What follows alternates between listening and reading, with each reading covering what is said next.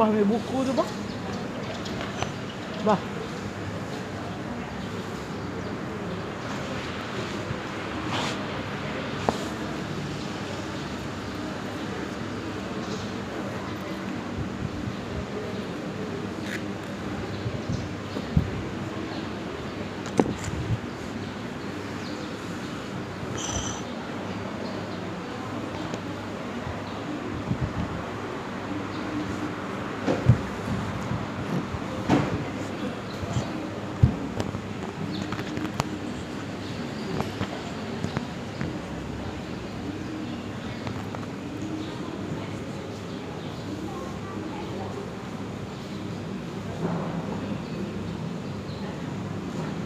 Assalamualaikum. Boleh? Boleh.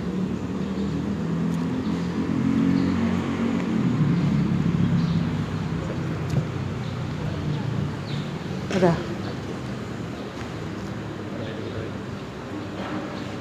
Assalamualaikum warahmatullahi wabarakatuh. Alhamdulillahirabbil alamin wa bihi nasta'in wa nahmaduhu wa nastaghfiruh. Subhanaka la ilma lana illa ma 'allamtana innaka antas samiul alim. Rabbi shrah li sadri wa yassir li amri wahlul 'uqdatam min lisani yafqahu qawli. Kita bersyukur pada Allah Subhanahu wa taala pada pagi Jumaat. Pagi yang mulia lagi diberkati. Mudah-mudahan Allah memberkati kita. Kita mulakan dengan membaca Ummul Kitab Al-Fatihah. Hadiah untuk mak ayah, hadiah untuk kawan-kawan, hadiah untuk anak-anak, insya-Allah diberkati, diampuni, dirahmati dengan berkat surah Al-Fatihah. A'udzu billahi minasy syaithanir rajim. Bismillahirrahmanirrahim. Alhamdulillahi rabbil alamin. Ar-Rahmanir Rahim. Maliki yaumiddin. Iyyaka na'budu wa iyyaka nasta'in. Ihdinas siratal mustaqim. Siratal ladzina an'amta 'alaihim ghairil maghdubi 'alaihim waladdallin. Amin. Alhamdulillah, syukur pada Allah, kita sambung pengajian kita muka surat berapa? 100. Ingat tak? 3, 2, 4. Wih. 3, 2, 4.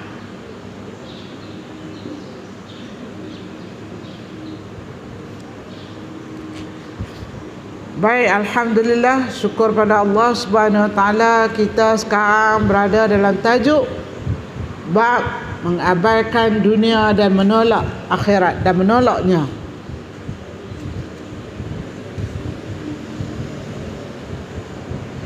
Yahya bin Muaz berkata, hikmah itu turun daripada langit,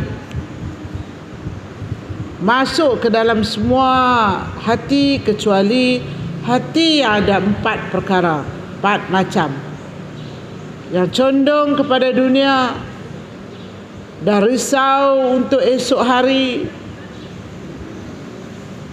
dan hasad kepada saudara, dan ingin kepada perkara pangkat dan kedudukan. Maknanya hikmah Allah ni dia turun pada kita setiap hari, tapi dia tak lekat kepada orang-orang yang ada 4 perkara ni. Orang yang ada 4 perkara macam ni tak ada hikmah, iaitu hati yang suka kepada dunia. Suka kepada dunia, tak seronok kepada akhirat. Orang yang suka dunia, dia tak suka akhirat. Orang yang suka akhirat, dia suka kepada dunia yang boleh membawa dia kepada akhirat. Gitu. Orang yang suka kepada dunia, dia tak suka main-main mengaji hari Jumaat ni. Dia pergi jogging dulu, pasal dia rasa sihat tu lebih penting. Orang yang suka akhirat, dia main dulu, lepas tu baru dia fikir jogging. Ada yang macam tu. Dan rasa untuk risau untuk esok hari. Orang yang suka dunia, dia hari-hari risau. Esok ni macam mana aku nak buat? Siapa aku nak tipu? Mana aku nak pergi? Aku nak jual apa? Apa aku nak buat esok? Yang boleh menyeronokkan dia. Tu dia esok nak buat apa tu risau dah hari ni. Kita yang mau akhirat, kita tak risau sebab Allah nak atur kita macam mana. Kita ikut aturan Allah.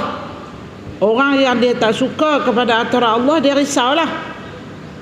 Dan hasad kepada saudara, tu orang yang tak dapat rahmat Allah. Dan ingin kepada kedudukan dan pangkat. Lagi tak dapat pangkat, lagi itulah dia berusaha nak khetiak ke, nak perburuk orang nu ke, nak perjatuh orang ni ke. Itu memang hati orang yang nak dunia. Orang yang nak akhirat, dia tak suka pangkat-pangkat ni. Dia suka buat kerja bagi betul, buat kerja bagi selesai. Tak payah nak tunjuk-tunjuk ke orang, asal dia cemerlang dengan diri dia. Jadi dia macam tu saja. Tapi kalau orang yang nak dunia ni, nak pangkat ni, nak pujian, nak orang puji. Buat kerja sikit nak puji, buat kerja sikit nak tunjuk-tunjuk. Bila dia nak habang kata dia boleh buat kerja, mesti dia nak perjatuh orang. Dia mesti ada orang yang tak boleh buat kerja. Aku ni Ustazah, kalau aku tak ada ni, mesyuarat ni kan jalan ni. Pasal apa? Pasal mereka ni bukan erti mesyuarat, bukan erti buat keputusan. Dia mesti nak perburuk orang. Kalau dia nak habang kata dia tu boleh. Sebab itu hati orang-orang yang macam ni dia tidak masuk hikmah dia. Hikmah Allah tak masuk pada hati orang yang suka perburuk orang, suka penat dia. Itu perempuan kena beringat lah. Manakala ulama ataupun hukama, Yahya juga berkata, seorang yang sempurna akal, iaitu yang berbuat 3: meninggalkan dunia sebelum ditinggalkannya, dan membangun kubur sebelum dimasukkannya, dan mengerjakannya yang diridai Allah sebelum menghadap kepadanya. Kata Yahya ni orang yang baik-baik, orang yang akal dia sempurna, orang yang beriman, orang yang takut kepada Allah. Dia ada kerja dia buat 3 perkara. Pertama, meninggalkan dunia sebelum dia mati. Apa maksud meninggalkan dunia ni? Bukan dia pergi duduk lautan ke apa, tak. Meninggalkan dunia sebelum dia mati ni, dia tak buat kerja-kerja lara tu. Duduk saja calit handphone ni sampai berjam-jam. Hantar orang kata lagu ni, hantar orang ni kata lagu ni, hantar orang tu buat lagu tu. Benda yang tak pasti, benda yang tak belum tentu, benda yang tak jelas, benda yang tak sah, dia sebar-sebarkan. Dia tak ada kerja. Benda tu dia kata kalau orang baik-baik macam perempuan ni, dia tinggal. Tak maulah. Dulu-dulu kot lah, tak nak lah. Tak maulah. Pasal apa? Rugikan umur, rugikan masa, dapat dosa. Tak maulah. Sebelum dia mati, dia tinggal lah semua-semua tu.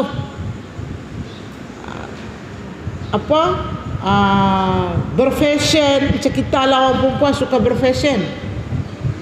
Baju-baju kurung ni tak mau pakai, jubah-jubah tak mau pakai. Sebab tak cantik. Tak nampak pinggang, tak nampak buah dada, tak nampak senyuman, tak nampak jubah tonggek.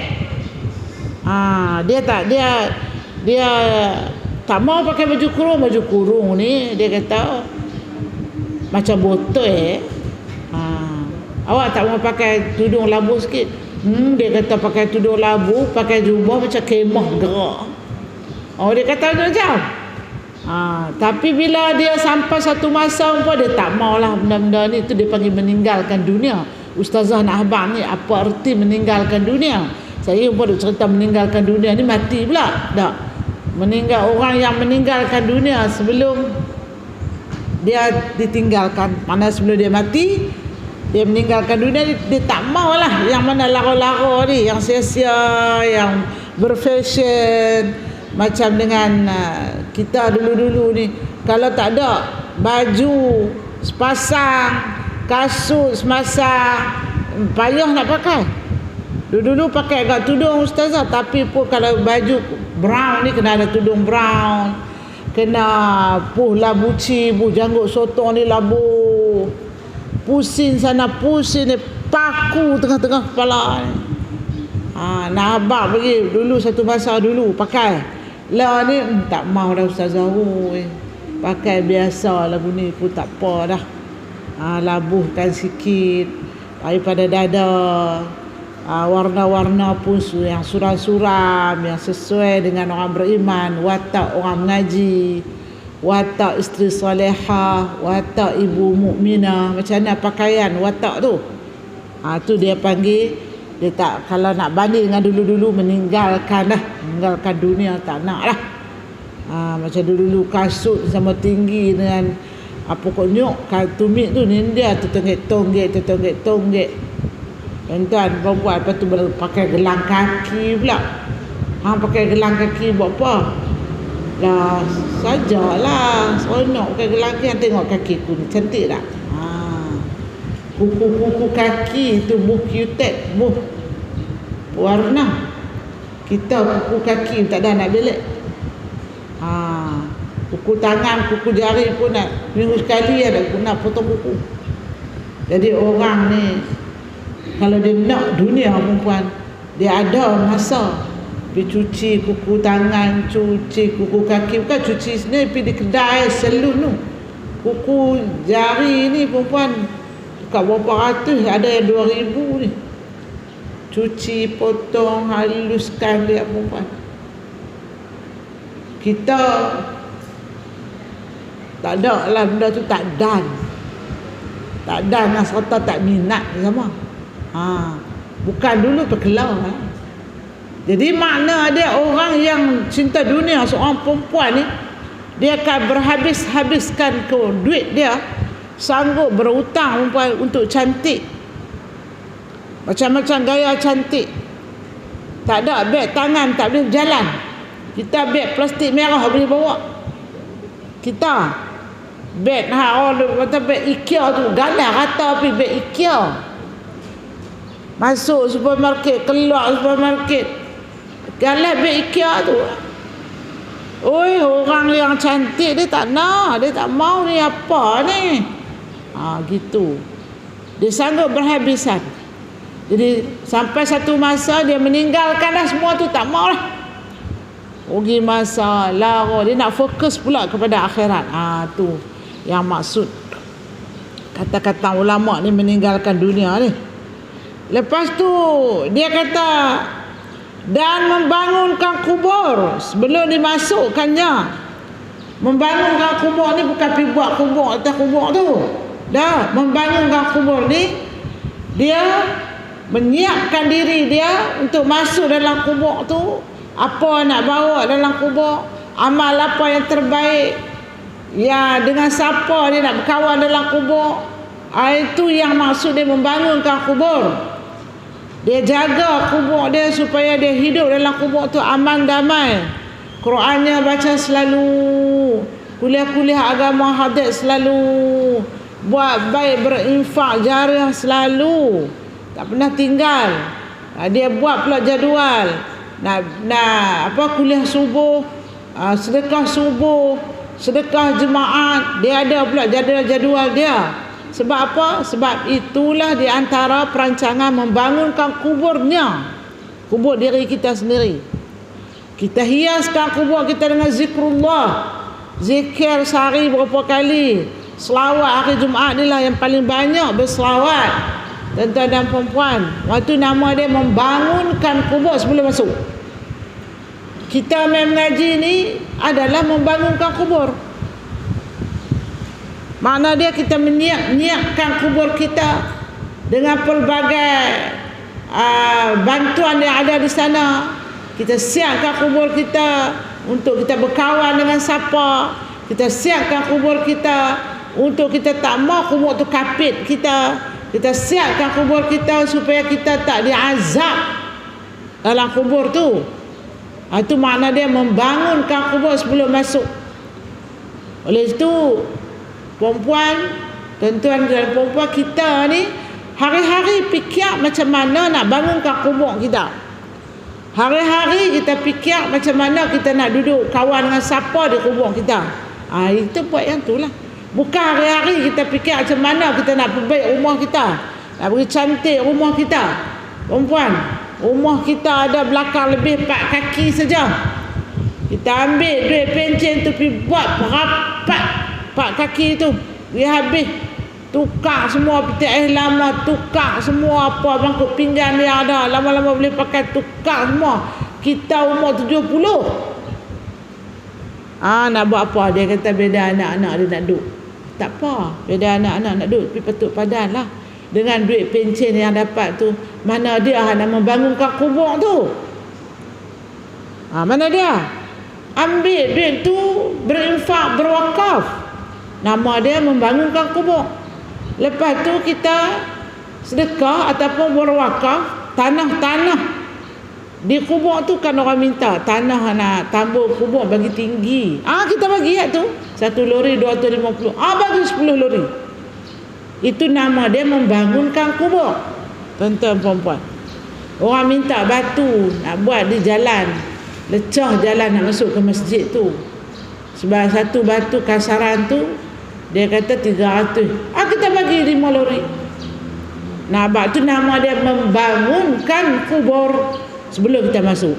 Jadi bila kita siap-siap kubur kita, tuan-tuan dan perempuan, kubur kita tu cantik, hebat, indah rupa dia.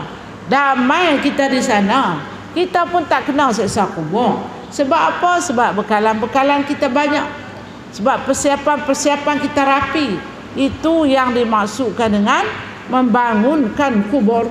Macam tu. Dan yang ketiga, mengerjakan apa yang diredai Allah sebelum menghadapkan kepadanya. Allah kata kita nak jumpa dia. Bila kita mati, kita kena jumpa dia. Allah kata semua makhluk yang aku cipta ni akan menghadap aku untuk menerima hadiah, menerima ganjaran yang kita buat di dunia, di akhirat kita terima. Jadi kita pilihlah amalan-amalan yang Allah suka. Kita buatlah amalan-amalan yang Allah redha. Kita bangunkan diri kita dengan apa saja jua yang syariat suka. Sebab apa? Sebabnya bila kita mati nak menghadap Tuhan kita. Tuhan kita ni, Allah ni, tuan-tuan dan puan, dia dah habaq lah. Pergi mengaji, aku redha.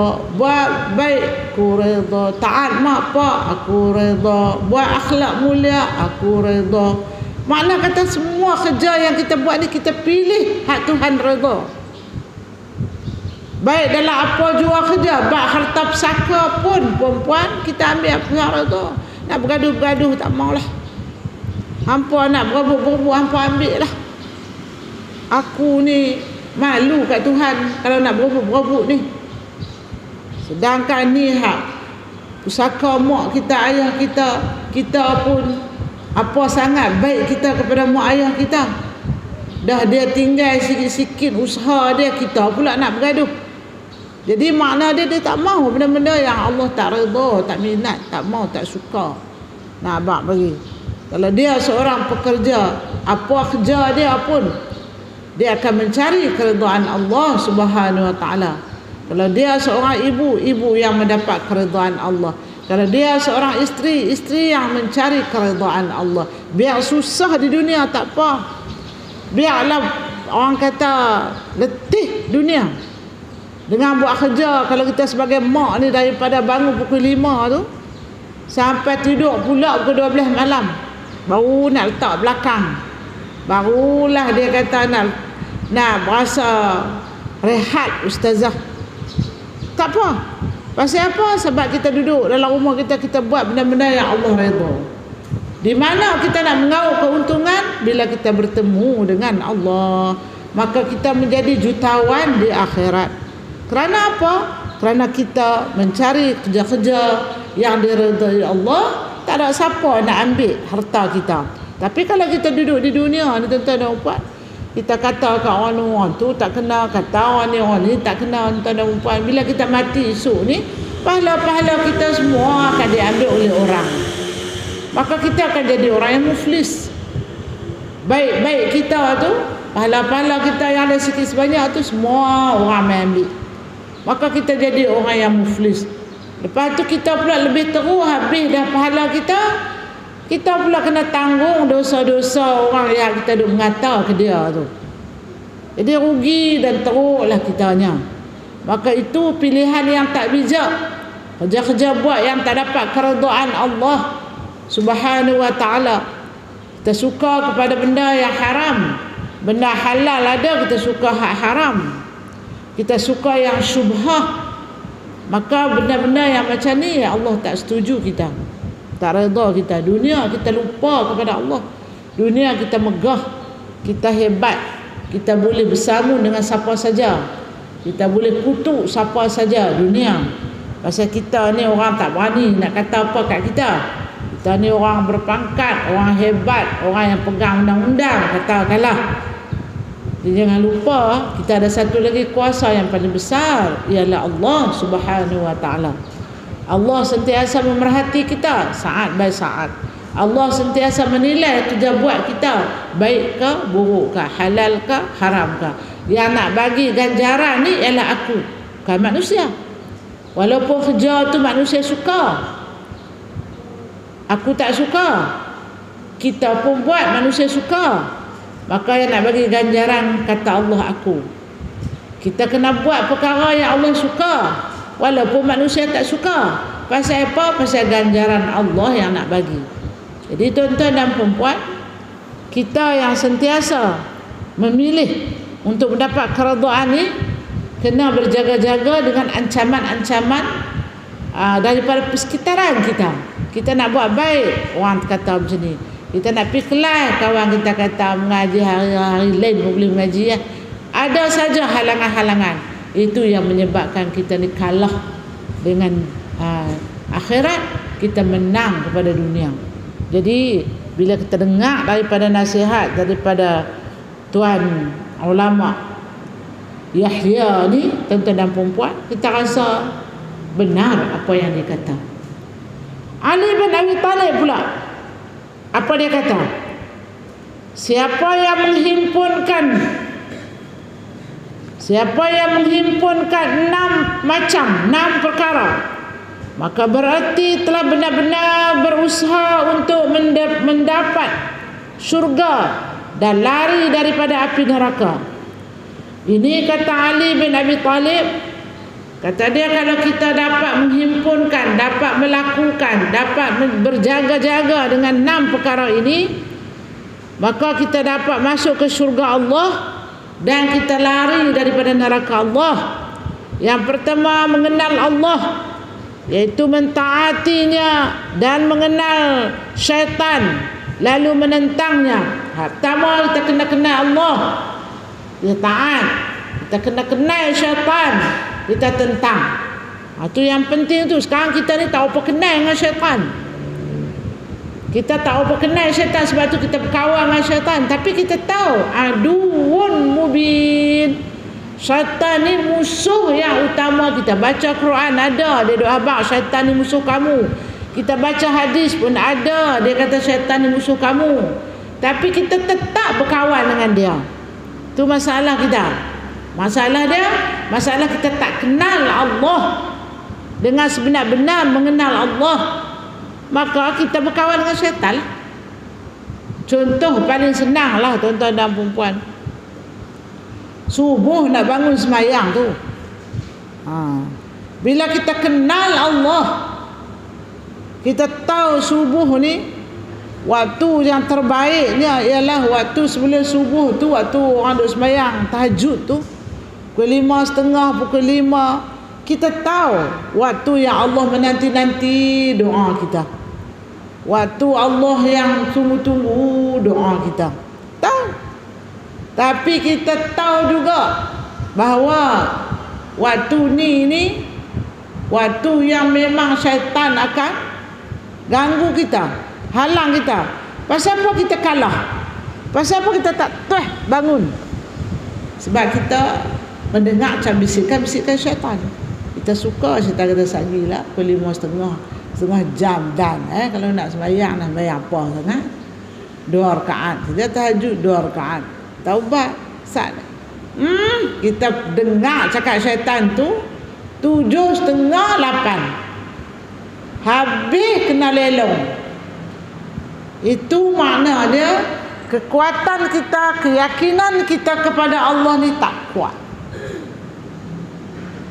Padahal orang kata kita tak kenal Allah dengan sebenar-benar kenal Allah, mengenal Allah. Ma'rifatullah itu tak kuat.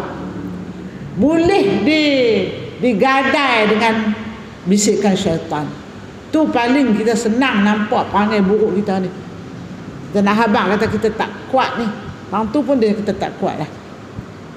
Tuan-tuan perempuan dirahmati Allah sekalian. Jadi banyaklah benda-benda yang kita kata, kita tahu, kita taat pada Allah, tapi kita kalah. Maknanya kita tak kenal syaitan tu.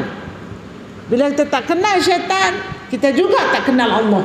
Tapi kalau kita kenal sebenar-benarnya, Allahu Rabbi, Tuhan aku, ini perintah yang baik. Di pagi Jumaat, bangun awal Jumaat, sembahyang tahajud, Allah menanti kita. Kita solat subuh, solat sunat subuh. Tuan-tuan perempuan, sebelum kita nak datang ke kuliah, solat isyraq 2 rakaat. Kita datang kuliah. Tuan-tuan perempuan, kalau kita ada anak-anak, kita siap sedia makanan. Kita pesan pada anak-anak kita, hari ini kita makan apa yang ada dulu. Mama nak pergi kelas sekejap, balik sekejap lagi, kita sambung balik kerja kita.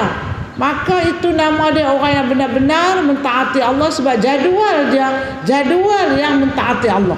Bukan dia buat jadual tu, jadual yang mentaati syaitan. Kadang-kadang kita buat jadual elok tapi kita tak boleh ikut. Ada juga lagu tu. Makna dia, kita kena hati-hati. Sebab pesan daripada Ali bin Abi Talib, nombor 1 orang yang hebat di syurga Allah ni, orang yang taat kepada Allah dan orang yang menghalang ataupun orang yang menentang kuat syaitan laknatullah. Yang kedua, mengenal hak,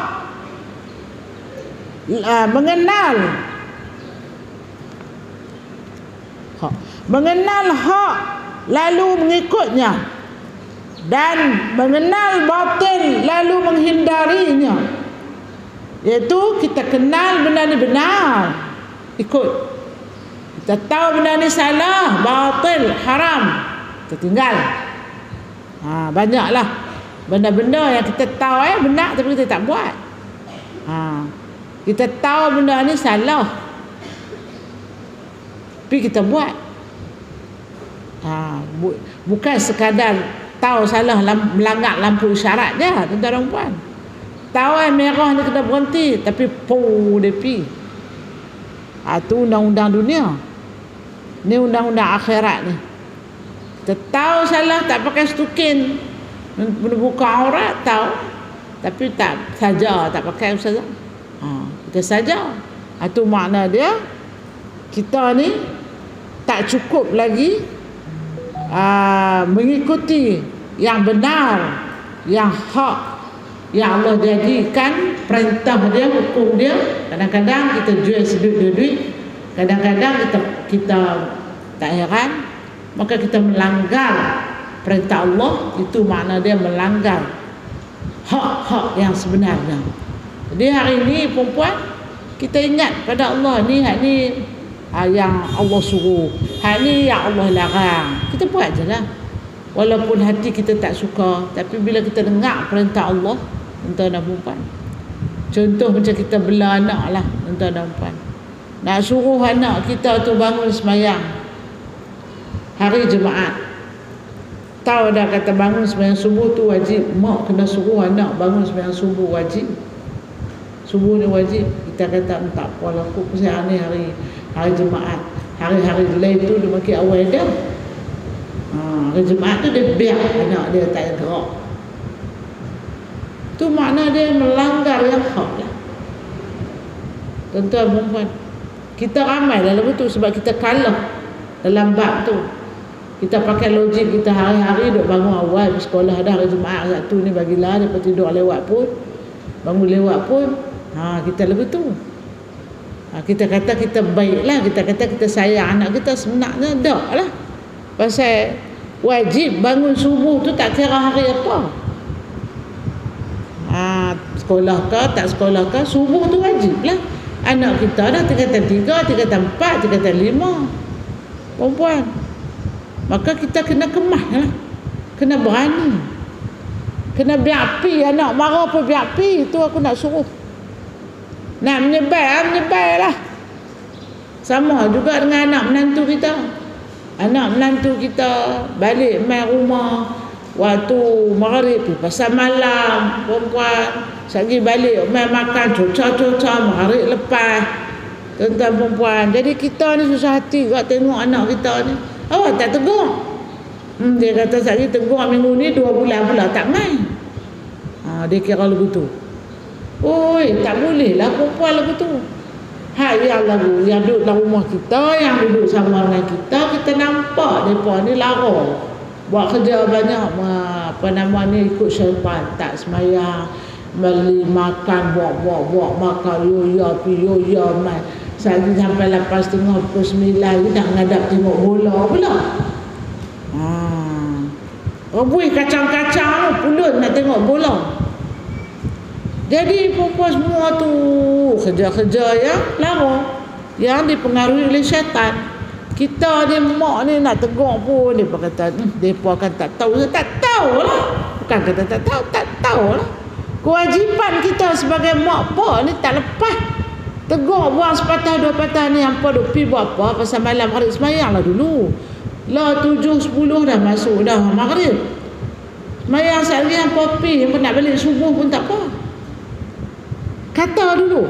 Tapi kita kata tu 2 bulan. Isu awal-awal pegang beg balik. Biar pi dia nak balik. Pasal apa kita nak takut dengan kita buat benda betul tu? Tu kita mak ni timbang kiri kanan sampai kadang-kadang tak sanggup lah abang. Walaupun benda tu betul, salah, tapi mak ni Allah, dia fikir banyak sangat halal ke dunia tu. Gitu tuan-tuan dan puan, tu sajalah Ustaz nak tabak. Dan lalu menghindarkan. Dan yang ketiga, mengenal dunia lalu mengabaikannya, dan mengenal akhirat lalu berusaha untuk mencapainya. Macam tadilah Ustazah ada cerita tu. Ja'far As-Sadiq daripada Muhammad Al-Baqir, daripada Ali Zainul Abidin, daripada Al-Husain bin Ali radhiyallahu an berkata, Rasulullah sallallahu alaihi wasallam bersabda, "Ya Ali, arba'u khisalin minasyiqai jumudul ain wa qasawatul qalb wa hubbud dunya wa bu'dul amal." Kata Nabi sallallahu alaihi wasallam, "Ya Ali, arba'u khisalin minasyiqai jumudul ain wa qasawatul qalb wa hubbud dunya wa ba'dul amal." Hai Ali, 4 perkara tanda menjadi orang celaka. Yang pertama, kering air mata. Yang kedua, keras hati. Yang ketiga, cinta dunia. Yang keempat, jauh angan-angan. Jadi 4 perkara ni kata Rasulullah sallallahu alaihi wasallam kepada Ali, menjadikan orang ni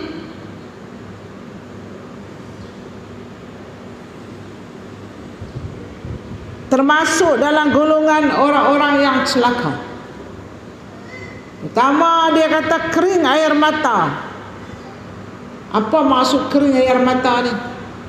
Dia tak ada nak merasa sedih dengan dosa yang dia buat tu. Tak rasa bersalah apa yang dia buat tu. Dia boleh cerekah mak dia bila masa bila mak dia tak memenuhi kehendak dia. Tak ada nak menitik air mata. Kering air mata dengan kering hati ni pun sama lah. Nah, tak rasa salah, tak rasa berdosa. Dah lah bercerai dengan bini, anak-anak. Anak ada 5. Tak apa bercerai tu tak apa. Tuhan kata jalan yang paling baik bercerai kalau dah tak sefahaman. Tapi 5 orang anak dia tu kena bagi nafkah. Jangan tinggal nafkah tu. Sebab nafkah tu hak anak. Ikutlah kemampuan nak bagi seorang berapa ringgit. Sekolah anak, kesihatan anak, makan minum anak, pakaian anak, itu masih lagi menjadi tanggungjawab seorang ayah walaupun dia bercerai. Anak tu pula mak belah. Mak ni pula tak ada apa semua pendapatan. Harap duk berniaga nasi lemak je. Nak sara 5 anak di sekolah. Nak pergi hantar, nak pergi ambil, nak pergi kafar, nak pergi ambil kafar. Baju kafar, yuran PFG segala-galanya 5 anak tu. Tapi pak ni tak berasa. Nak mai tanya habang kah? Nak pergi tengok di sekolah kah? Nak pergi sekolah tanya cikgu ni anak saya ni nak bayar yuran kah? Tak ada rasa apa. Tuan-tuan perempuan tu nama dia kering air mata. Kering. Hati dia mati sebelum dia mati. Itu. Yang ada lagi pula naik mahkamah. Turun mahkamah, naik mahkamah. Buat apa nak pergi mahkamah ni Nita? Nak pergi kisah ni lah nafkah anak-anak ni. Takkan anak kita tak bagi nafkah. Anak zuriat keturunan kita, pasal apa kita tak bagi nafkah? Yang bercerai tu dengan mak dia saja. Pasal apa tak bagi nafkah? Pasal apa nak naik sampai mahkamah, turun mahkamah.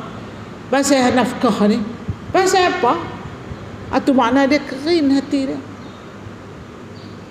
Tak berasa nak pergi tengok ke anak aku ni di sekolah ni bayar lagi yuran, buku-buku nak beli dah ke apa ke awal-awal tahun ni, nak masuk awal tahun ni bulan 3 ni.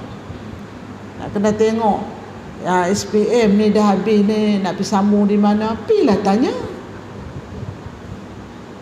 Nak marah dekat mak tu takkan nak marah sampai bertentang. Anak kau yang besar, pergi tanya. Ada juga jawapan bila ustazah tanya, awak tak bagi nafkah? Dia kata kalau bagi bukan boleh kat budak, bukan boleh kat anak-anak, boleh kat mak dia. Kalau dia kena tukar telefon.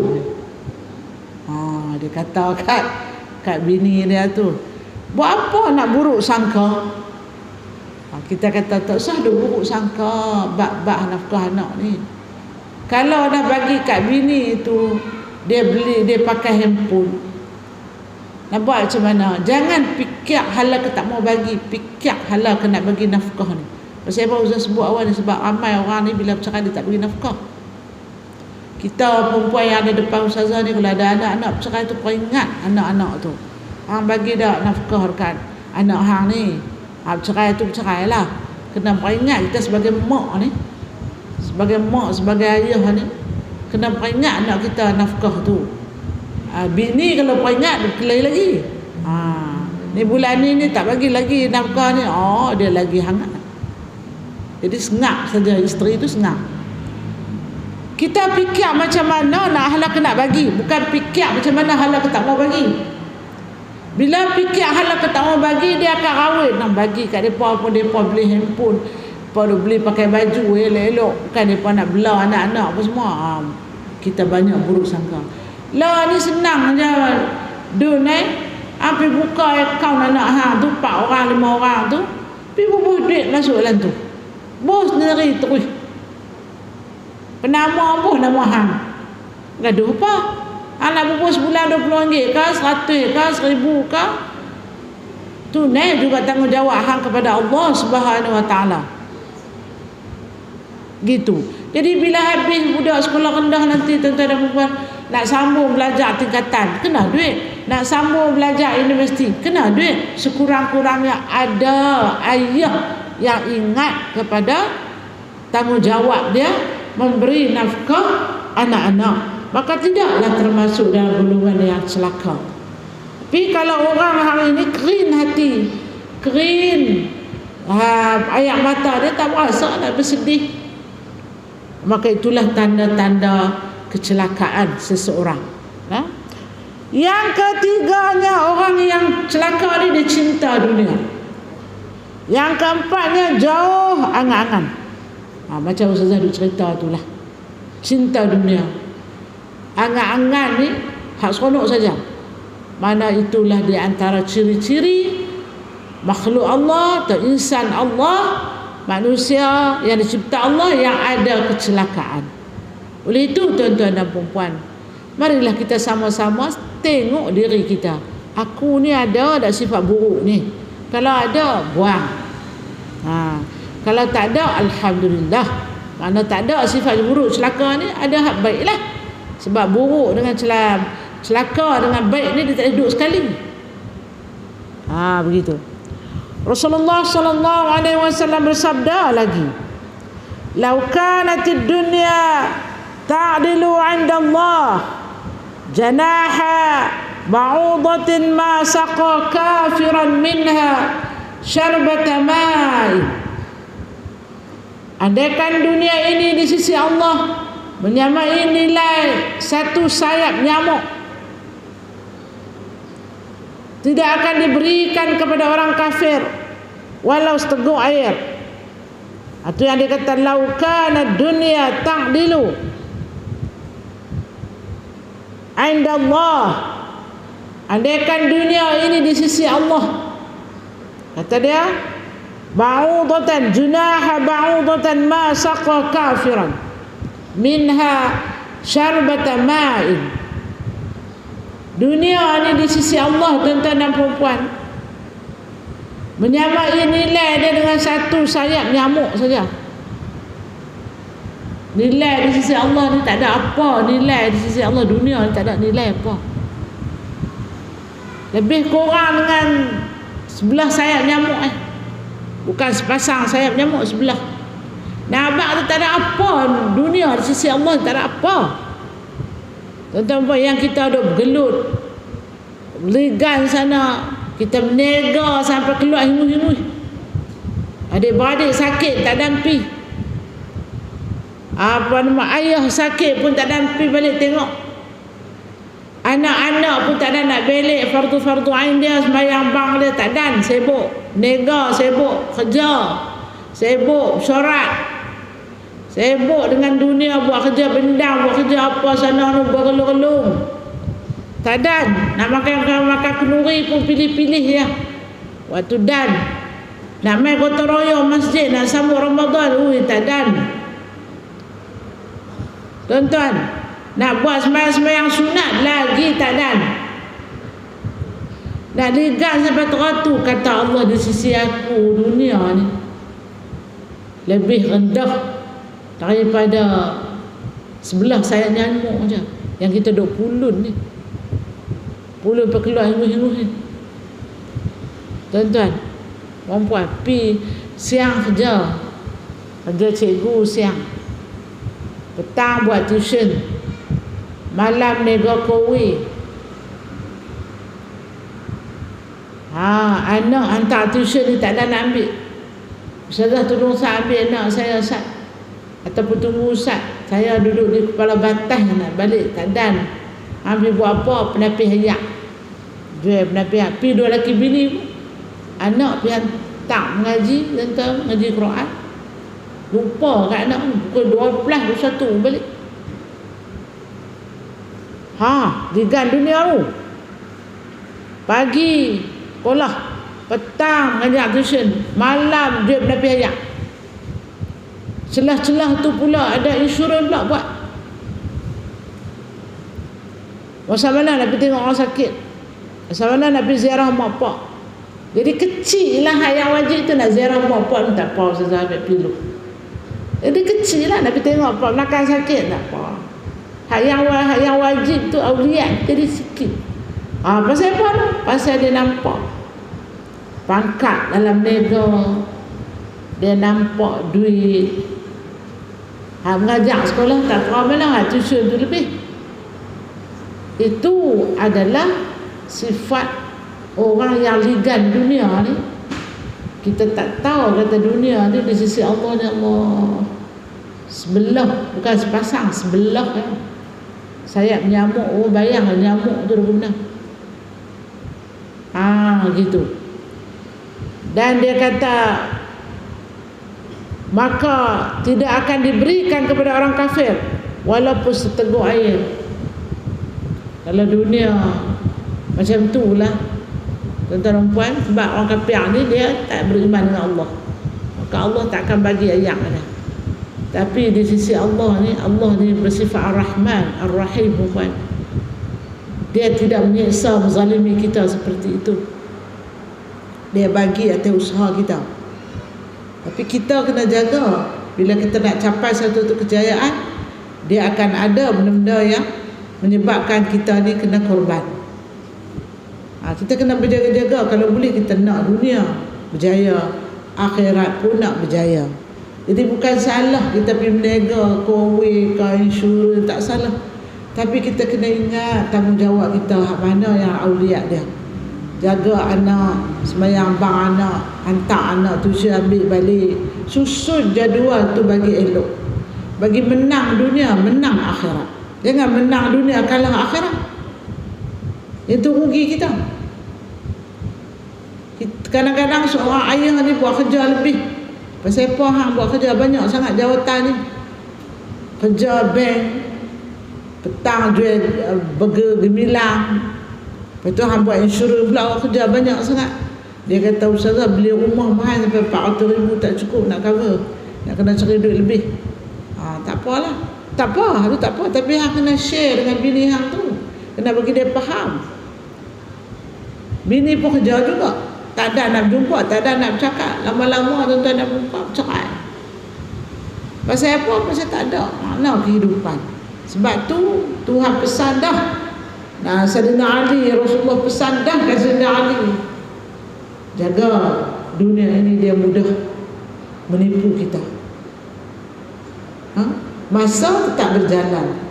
Oleh itu susun jadual itu supaya kita buat kerja pun boleh, rumah tangga pun jaga, akhirat pun kita junjung, dan sembahyang sunat, dan bersedekah jariah, dan ziarah mak bapak dia, dan kita bermasyarakat, dan bukan dengan dunia kita saja. Itu yang dipesan oleh Rasulullah sallallahu alaihi wasallam, satu perumpamaan. Dunia ni tak lebih daripada nilai dia sebelah sayap nyamuk. Jadi jangan duk puluh sampai lebih-lebih. Gitu. Syahar bin Husyabah, Syahar bin Hausyab daripada Abdurrahman bin Utsman berkata, pada suatu malam Rasulullah sallallahu alaihi wasallam sembahyang subuh dekat tempat pembuangan kotoran. Maka melihat ulat bergerak dalam kotoran. Maka Nabi sallallahu alaihi wasallam menghentikan untanya, menanti orang-orang, lalu bertanya kepada orang-orang, apakah kamu mengetahui bahawa orang-orang dijemput ini jijik terhadap ulat ini? Jawab mereka, benar ya Rasulullah.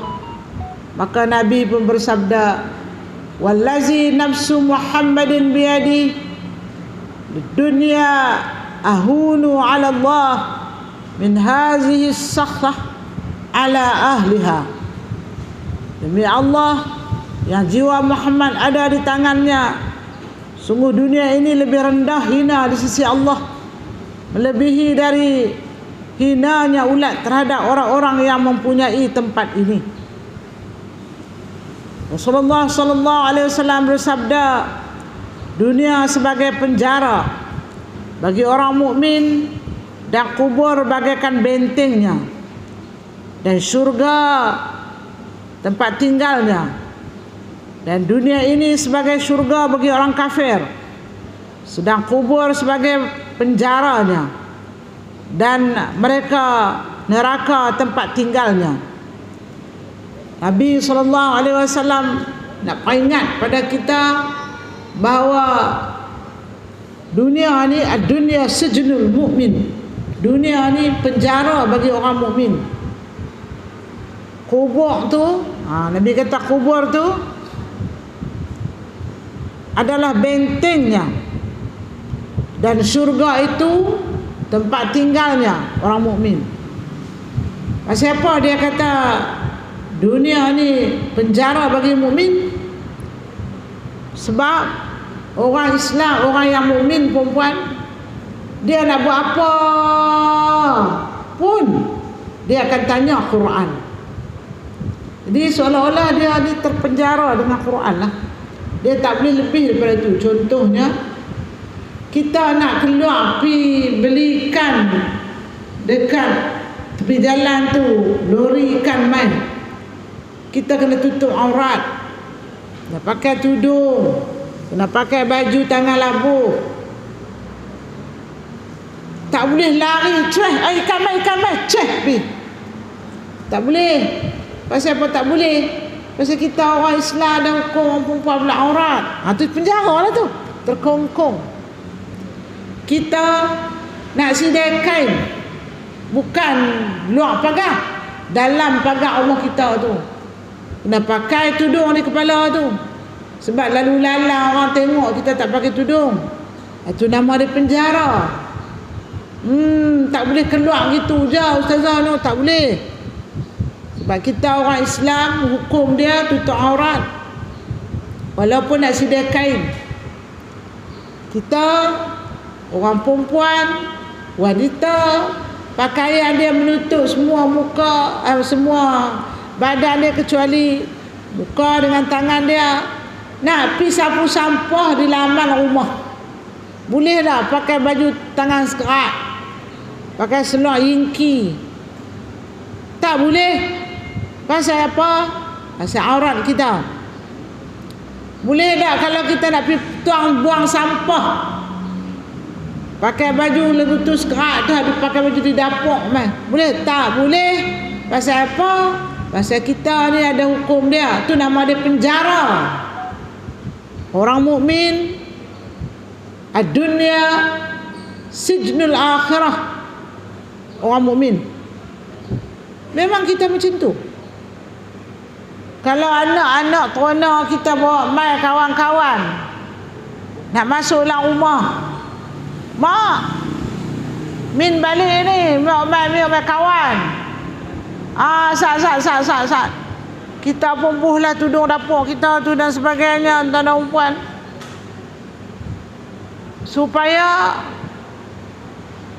anak tu, anak kawan tu boleh main lah, tengok minum air, langkah air pakai tudung.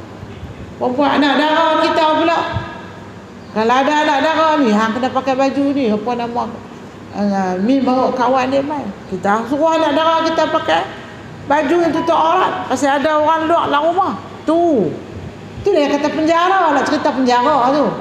Dia terkongkong perempuan. Tapi akhirat tempat kita syurga lah. Tapi orang yang nak kufar, orang yang nak masuk neraka, tempat dia neraka, dia tak kisah. Dia nak pergi sapu sampah pun dia keluar pergi gitu je, buang sampah pun gitu, beli ikan, semua dia pakai gitu je. Dia tak gaduh dia. Kalau dia pergi ambil anak dia di sekolah, dia buh sikit kain tudung dia. Tu dia keluar, dia pandai pula pakai. Nampak bagi. Kita orang Islam ada haram, ada halal dia. Baik makanan, baik pekerjaan, baik percakapan. Itu dia panggil ustazah nak cerita pasal kata penjara tu. Sebab tu kita rasa betul terkongkong. Tapi bila kita dah biasa dah, budaya kita dah biasa dah dengan tutup aurat, kita tak suka benda-benda yang haram ni. Benda-benda yang syubhah pun kita tak suka. Kita tak boleh duduk. Jadi kita bersih daripada benda-benda yang haram. Tak mau kalau beli pergi kedai Cina bagi duit lebih kat kita, kita kena bagi balik RM8. Dia bagi kat kita, bagi balik RM7. Bilang kita ada fikir tu, nak tunggu esok aku nak pergi hantar. Kita tak mau benda-benda yang subah. Tapi kalau setengah orang dia tak kisah pun, dia nak makan kedai Cina ke, dia nak makan beli barang perbuatan halal haram, dia tak kisah, dia tak baca pun situ. Entah nampak. Sebab dia senang, dunia dia senang, dia tak ada penjara, senang. Tapi akhirat dia di neraka Allah Subhanahu Wa Taala. Itu yang perempuan, kita orang yang mengaji ni tuan-tuan dan perempuan, kita kena beringat bahawa kita nak masuk syurga dan kekal dalam syurga Allah ni selama-lamanya. Sudah tentulah kita kena rasa orang kata susah sikit lah. Tapi susah tu bukan sampai lama. Bila jadi kebiasaan tak apa dah. Gitu dah. Baik. Mana tadi? Abu Lais berkata, Nabi SAW bermaksud seorang mukmin meskipun ada kalanya mewah dan nikmat, tapi jika dibanding dengan nikmat itu, kemewahan yang disediakan untuknya di syurga, maka seolah-olah ia berada dalam penjara. Sebab seorang jika mati dan diperlihatkan kepadanya syurga dan kemuliaan yang ada di dalamnya, ia sedar bahawa selama di dunia seolah-olah dalam penjara. Sedang seorang kafir jika mati dan diperlihatkan kepadanya hukum hakam dalam neraka, maka ia berasa bahawa ia tadinya dalam syurga. Karena itu seorang yang berkata, seorang yang berakal tidak akan berasa gembira dalam penjara dan tidak akan mencari kesenangan dalam penjara. Maka seorang yang berakal harus memperhatikan apa yang telah dijelaskan Allah mengenai dunia dalam ayat Al-Quran. Sebab dalam ayat Al-Quran dan sabda Nabi SAW cukup perumpamaan yang jelas supaya orang mukmin jangan tertipu oleh dunia. Jadi apa yang Ustazah bercakap daripada awal, apa yang hadis tu kata daripada awal kita baca, apa yang dipesan oleh Allah Subhanahu Wa Taala tentang perumpamaan dunia, tuan-tuan dan puan-puan, supaya kita ini sedar, supaya kita merujuk kepada Al-Quran tentang dunia, kita merujuk Al-Quran kepada hadis tentang dunia. Tuan-tuan puan-puan, kita tak akan tertipu dengan dunia dan kita tak akan ditipu oleh dunia, sebab kita berada dalam keadaan yang sedar, yang segar, yang faham, dan orang yang beramal dan berjaga-jaga dalam amalan kita supaya kita tidak ditipu. Jadi sepanjang kita berbincang tadi tentang dunia, tentang perumpamaan yang Allah Ta'ala bagi seperti mana sayap nyamuk, itu sangatlah menampakkan kehinaan dunia tu.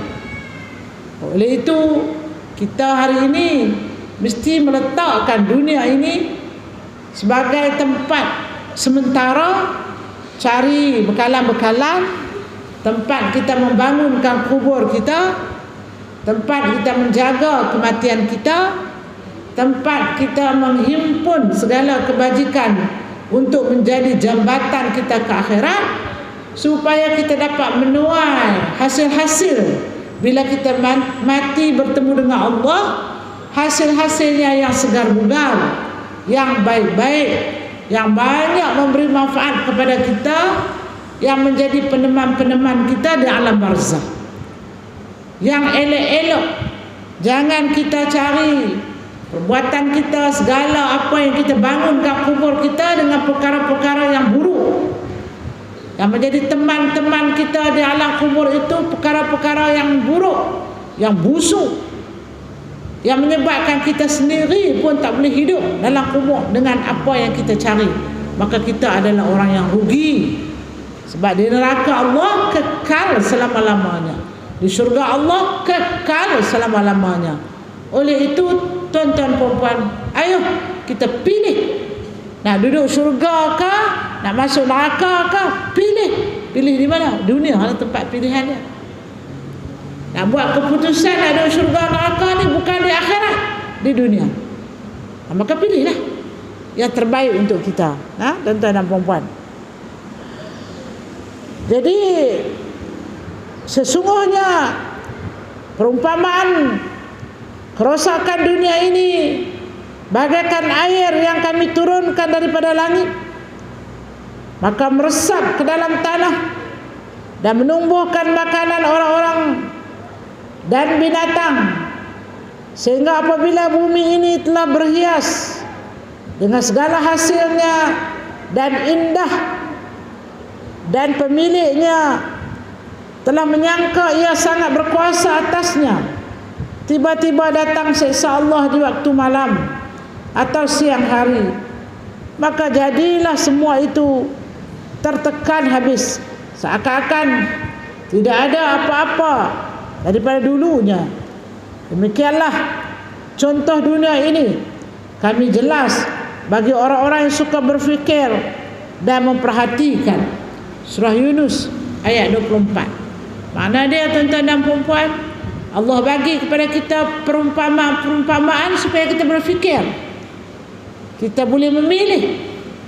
Kita faham dunia ni macam mana, nak bawa pergi ke mana, akhirat tu macam mana, bagaimana nak duduk senang di akhirat. Kita boleh tempuh di dunia ni. Itu yang Allah Ta'ala pesan pada kita dalam Al-Quran. Rasulullah sallallahu alaihi wasallam didatangi seorang daripada Syam. Maka ditanya oleh Nabi sallallahu alaihi wasallam tentang luas tanah mereka dan berbagai kenikmatan yang mereka rasakan. Lalu ditanya oleh Nabi sallallahu alaihi wasallam, lalu kamu berbuat apakah? Jawabnya, kami membuat berbagai macam makanan untuk kami makan. Ditanya, kemudian jadi apa? Jawabnya, sebagaimana yang telah engkau ketahui ya Rasulullah, yakni kencing dan berak. Maka Nabi SAW bersabda yang bermaksud, maka demikianlah perumpamaan dan contoh-contoh dunia. Fakazalika masalud dunya. Dia nak habaq dekat kita. Seorang Syam, seorang sahabat tanya Rasulullah, jumpa Rasulullah. Rasulullah tanya dia, tanah dia besar mana? Tanah yang ada besar mana? Yang ada di Syam tu besar mana? Buat apa? Dia kata tanam tanaman, apa yang kami tanam kami makan. Maka Nabi kata dunia tu macam itulah. Apa yang kau buat kau makan. Kalau di tanah yang ada tu apa yang kau tanam kau makan. Dunia pun macam itulah perumpamaan yang Rasulullah bagi kepada sahabat Syam ni. Apa yang kau tanam engkau makan. Apa yang kau buat engkau makanlah di akhirat esok. Itulah maksud dunia. Jadi tuan-tuan dan perempuan, kalau kita tengok hala ke macam tu, kita fahamlah bahawa aku duduk di dunia ni, apa aku buat, itulah yang aku dapat. Aku sumbang RM1 pada rumah anak yatim, esok RM1 tu aku dapat berganda-ganda. Aku berwakaf sekaki kapet atau berwakaf sekaki tanah untuk ayah aku, untuk mak aku, dengan nilai RM50. Tuan-tuan dan puan, kita nampak dunia RM50, tanam RM50 tu. Akhirat itu kita akan makan hasilnya bagaikan pokok yang rimbun. RM50 dunia, pergi ke akhirat bukan duit RM50 juga. Dia lebih-lebih besar daripada nilai RM50 kita. Jadi kata Rasulullah, apa yang kau tanam kau makan dunia, akhirat pun apa yang kau melabur engkau dapat. Saham terbesar di akhirat ialah kita infak di dunia. Kita jadikan di dunia ni tempat kita berinfak. Itu tak rugi dah kita. Hebat dah kita. Nah, baik. Kita tengok pula daripada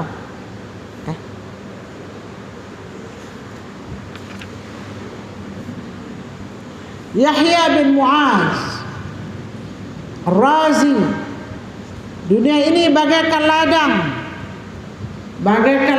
Tuhan Rabbul Alamin, dan manusia sebagai tanamannya, sedang maut itu sebagai cangkulnya, dan malaikat maut itu sebagai penuainya, dan kubur itu sebagai lombongnya, dan kiamat itu sebagai lesungnya, dan syurga atau neraka sebagai tempat pemuasnya. Sebagian dalam syurga dan sebagian dalam neraka sa'ir. Ini juga perumpamaan dunia dengan akhirat, perempuan. Dia suruh kita fikir, dia suruh kita nampak. Dia kata dunia ni macam ladang. Jadi akhirat tu tempat kita menuai dia. Jadi ladang ni kalau tanam benih-benih yang elok, tumbuhnya subur. Kalau tanam benih-benih yang tak elok, tuan-tuan dan puan, hasilnya kurang. Samalah dengan kita di dunia ni. Apa yang kita buat di dunia ni hasilnya hebat. Jangan buat di dunia ni, melabur di dunia ni hasilnya kurang. Kita tak cukup nak makan sebab lama duduk di dunia ni, duduk di akhirat tu lama. Jadi dunia ni seolah-olah kita berniaga dengan Allah, kata dia. Untung dia pergi ambil dekat Allah. Macam mana berniaga dengan Allah? Perempuan main mengaji pagi-pagi ni berniaga dengan Allah lah perempuan ni. Bukan ada siapa suruh, bukan ada siapa paksa kita, berniaga dengan Allah. Itulah main mengaji ni modal kita. Kita labur dengan Allah, saham kita akhirat. Kaya-kaya. Kalau kita tak main mengaji, kita duduk tidur saja. Pukul 8, tambah sikit 8.30, naik pukul 9, lagi pun kita tak lapar, kita tak bangkit. Pasal hari ni hari cuti. Tapi orang yang bijak, dia main berniaga dengan Allah. Main duduk sini, berjalan kaki, Allah Ta'ala bagi pahala.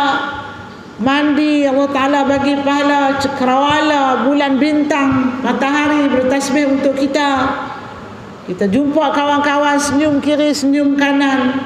Tengok muka Tok Guru, dapat berkat Tok Guru. Kita pergi mengaji, tuan-tuan dan perempuan. Malaikat duduk celah-celah kita, beristighfar untuk kita. Itu nama dia perniagaan dengan Allah di pagi Jumaat lagi. Berganda pahala kita. Walaupun kita seronok, walaupun kita tak seronok, walaupun tak suka, walaupun kita baca kitab ni semua kata kat kita, tak apa. Itu adalah pelaburan kita di akhirat. Dan kita jadi jutawan di akhirat. Manakala pihak penganjuran HIG, dia berniaga dengan Allah, tuan-tuan perempuan, menyediakan tempat pada kita, menyediakan pula kapek pakai duduk, macam dengan apa nak terbang tu, pilih Piramli tu pada apa dia tu, haji tu kan, Zamzam ala kaza, Zamzam ala kaza. Apa membayangkan dia Piramli duduk betul. Jadi dia menyediakan buku lagi untuk kita. Tu dia berniaga tu modal dia. Buku lagi, dia bagi makan, kita pun makan cap.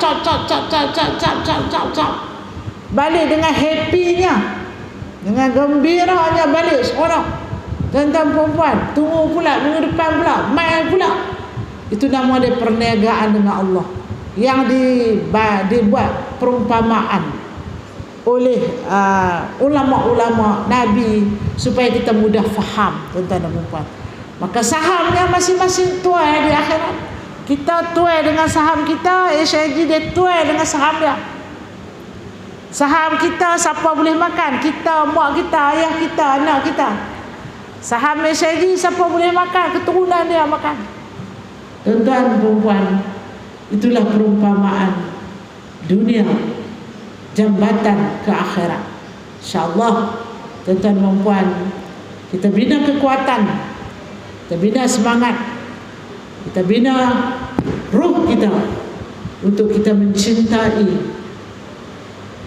akhirat dan menjadikan dunia ini tempat persiapan-persiapan, pembangunan-pembangunan untuk menyiapkan kubur, untuk menyiapkan alam barzah kita, dan kita jadikan dunia ini tempat kita berinfak untuk bercucuk tanam untuk menuai hasilnya di akhirat insya-Allah. Jadi apapun yang Ustazah harap, kita lebih bersedia untuk membuat perubahan. Ni bulan 12, habis dah tahun 2022. Kita nak masuk 2023. Maka dengan azam dan cita-cita kita berbekalkan, di tahun 2022 kita tingkatkan lagi 2023 insya-Allah. Nah, jadi sempena dengan nak sambut tahun baru 2023 nanti, Ustazah apa-apa lebih kurang minta maaf banyak-banyak. Dan apa ni yang benar datang daripada Allah, yang salah tu kelemahan Ustazah sendiri. Cakap-cakap, sembang-sembang, cerita-cerita adalah untuk pengalaman, untuk perumpamaan, dan tidak ada kata mengata kepada siapa-siapa. Apa yang Ustazah bawa percontohan itu adalah pendidikan, pengajaran, dalam pengajaran. Kalau perempuan berasa itu bagus untuk berubah, insya-Allah. Nah, kalau ada Ustazah hutang perempuan, kira halal. Perempuan hutang Ustazah kena bayar. Jadi Ustazah nak abang kat perempuan, kata Ustazah ni nak pergi bertugas mutawif tabung haji pada 15 hari bulan esok minggu depan ni. Jadi doa-doa lah Ustazah supaya sihat, dapat menyantuni jemaah dengan baik, dengan berkebajikan dan juga mabrur insya-Allah. Doa perempuan ni Allah makbul insya-Allah, mudah-mudahan. Jadi bulan depan sudah datang untuk pengajian, dan kita ramai-ramaikan kelas-kelas pengajian kita di ICG. Mudah-mudahan sinilah tempat kita berladang insya-Allah. Nah, a'udzu billahi minasyaitonir rajim. Bismillahirrahmanirrahim. Alhamdulillahi rabbil alamin. Hamdan hamidin, حمدا صابرين، حمدا شاكرين، حمدا تائبين، حمدا ذاكرين، حمدا يوافي نعمه ويكافئ مزيده. يا ربنا لك الحمد كما ينبغي لجلال وجهك وعظيم سلطانك. اللهم صل وسلم على سيدنا محمد النبي الأمي وعلى آله وصحبه أجمعين. اللهم افتح علينا فتوح العارفين، وارزقنا فهم النبيين، وإلهام الملائكة المقربين، وحفظ المرسلين في عافية يا أرحم الراحمين. اللهم يا رحمن، اللهم يا رحيم، اللهم ya wadud. Kami bersimpuh menadah tangan padamu ya Allah, agar Engkau berkatilah kehidupan kami ya Rahim. Engkau ridai amalan kami ya Rahman.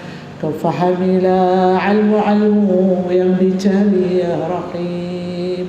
Engkau angkatkanlah darjat-darjat kami di sisimu ya Arhamar Rahimin. Allahumma ya Azim, Allahumma ya Ghafur, Allahumma ya Wadud. Engkau ampuni dosa-dosa kami ya Allah. Kau ampuni dosa-dosa ibu ayah kami ya Rahim. Kau ampuni dosa-dosa para suami kami ya Jabbar. Kau ampuni dosa-dosa anak-anak kami ya Rahman. Seandainya ibu ayah kami ya Allah berdosa pada kedua kaki mereka ya Rahman, Kau ampuni dosa-dosa mereka ya Allah. Sesungguhnya kedua kaki mereka ya Allah bekerja mencari rezeki, membesarkan kami, mendaulatkan ajaran agamamu ya Rahim. Seandainya kedua tangan ibu ayah kami ya Allah berdosa pada mereka ya Rahim, Kau ampuni dosa-dosa ibu ayah kami ya Allah. Sesungguhnya kedua tangan mereka ya Allah mendukung kami, mendudui kami, mencium kami ya Allah, menjaga kami ya Rahim, merawat kami ya Rahman, mendaulatkan ajaran agamamu Muhammad sallallahu alaihi wasallam. Seandainya ibu ayah kami berdosa pada mulut mereka ya Allah, Engkau ampuni dosa-dosa mereka ya Rahman. Sesungguhnya dengan mulut mereka mengajar kalam wahyu ya Allah, menasihati kami, mendidik kami ya Allah, mendaulatkan ajaran Nabi-Mu Muhammadun sallallahu alaihi wasallam. Engkau ya Rahman, Engkau ya Ghafur, Engkau ya Wadud. Seandainya ya Allah kami sebagai ibu gagal mendidik anak-anak kami mentaatimu ya Allah, kerana kejahilan kami ya Allah, kerana kelalaian kami ya Rahman, kerana kebodohan kami ya Allah, kerana kedegilan kami ya Allah, Engkau ampuni dosa-dosa kami ya Rahman. Engkau sayangi kami ya Rahim. Engkau rahmati kehidupan kami ya Rahman. Sesungguhnya kami amat takut dengan azab neraka-Mu ya Rahim. Rabbana hab lana min azwajina wa zurriyatina qurrata a'yun waj'alna lil muttaqina imama. Anugerahkan kami ya Allah anak-anak yang soleh. Anugerahkan kami ya Allah anak-anak yang taat padamu ya Rahim. Anugerahkan kami ya Allah anak-anak yang boleh menyelamatkan kami di barzahmu ya Rahman. Anugerahkan kami ya Allah anak-anak yang boleh kami bertumpang teduh di waktu tua kami ya Rahim. Rabbana alaika tawakkalna wa ilaika anabna wa ilaikal masir. Hanyalah padamu ya Allah kami merayu, hanyalah padamu ya Allah kami memohon pertolongan, hanyalah padamu ya Allah kami akan kembali. Allahumma ighfir lahum warhamhum wa'afihim wa'fu anhum. Engkau ya Allah rahmatikanlah keluarga ya Syaiji ya Rahman. Engkau ya Allah damaikanlah ruh keluarga mereka di sana ya Rahim. Engkau ya Allah angkatkanlah darjat kaum keluarga mereka ya Allah untuk meneruskan segala kebajikan ya Allah ya Arhamar Rahimin.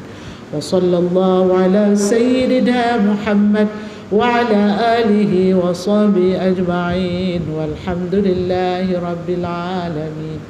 Baik perempuan dirahmati Allah sekalian, Ustazah nak maklumkan bahawa kalau perempuan yang ingin berwakaf kapet, rumah anak yatim kita tu dah hampir selesai lah surau tu. Kita sekarang mencari wakaf kapet. Kita tak ada kapet. Jadi kalau perempuan nak berwakaf, sila-sila lah sekaki di RM50 saja. Jadi dia tak leh mana perempuan dalam 500 kaki je, tak leh mana pun surau kecil je. Jadi kita nak jugalah anak-anak tu semayang atas kapet. Jadi saya bukalah wakaf tu kepada kelas kajian SIG kita insya-Allah. Nah, insya-Allah setakat tu dulu. Ma'azabati. Assalamualaikum warahmatullahi wabarakatuh.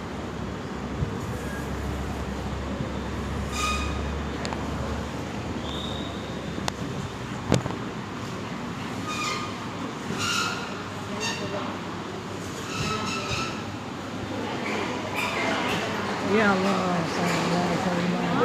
Ya, sama-sama. Ya, sama-sama.